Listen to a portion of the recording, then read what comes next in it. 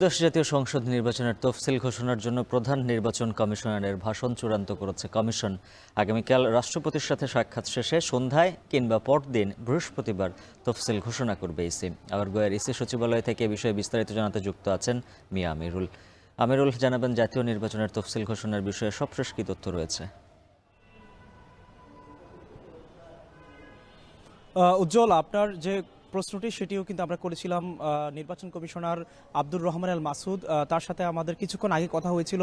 তিনি যেমনটি জানিয়েছেন যে আগামীকাল রাষ্ট্রপতির সাথে দেখা করার পরবর্তীতে মূলত তফসিল চূড়ান্ত করা হবে তথা ভাষণ দেওয়া হবে এবং অথবা কিংবা পরদিন বৃহস্পতিবার সেটি হতে পারে।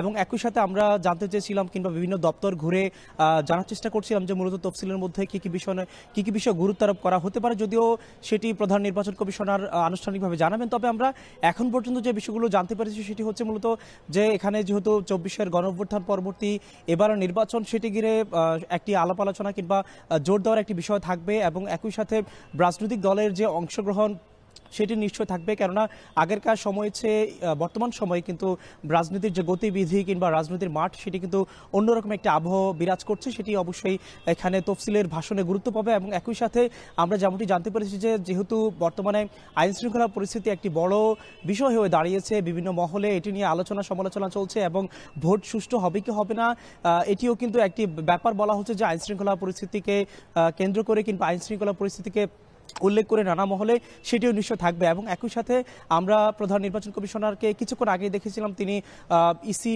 ভবন থেকে মূলত প্রধান বিচারপতির সাথে দেখা করতে গিয়েছেন।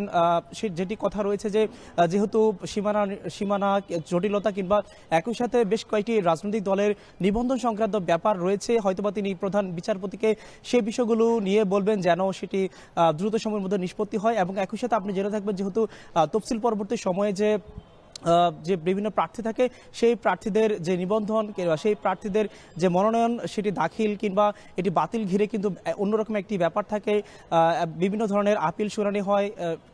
সেই বিষয় মূলত প্রধান নির্বাচন কমিশনার হয়তোবা তিনি প্রধান বিচারপতিকে বিভিন্ন বিষয় বলবেন যেন সেটি দ্রুত সময়ের মধ্যে দেখভাল করা হয়। কেননা আপনি জেনে থাকবেন এবারের তফসিল বলা হচ্ছে যে ভোটের জন্য 60 দিন হাতে রেখে তফসিল দেওয়া হবে।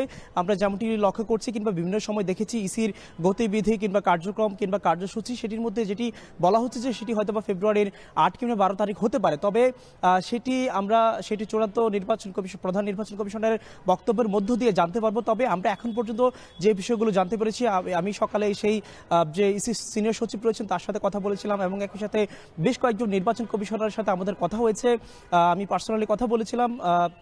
যেমনটি জানা গিয়েছে যে তফসিলের জন্য কমিশন পুরোপুরি প্রস্তুত রয়েছে এবং যে বাংলাদেশ টেলিভিশন এবং বেতারকে মূলত কমিশন আগামীকাল বিকেল নাগাদ আমন্ত্রণ জানিয়েছে। একজন কমিশনার আমাকে সেই বিষয়টি নিশ্চিত করেছেন যে আগামীকাল বিকেল 4টায় নাগাদ সেটি হতে পারে। এবং যেহেতু বলা চলে বেশিরভাগ সময় এমনটি হয়েছে যে ভাষণ রেকর্ডের পরবর্তীতে সেটি হতে পারে, বলা চলে সব মিলিয়ে আগামীকাল সন্ধ্যা 7টায় হয়তোবা জাতির উদ্দেশ্যে প্রধান নির্বাচন কমিশনার তফসিল ঘোষণা করবেন অথবা এর পরদিন হতে পারে।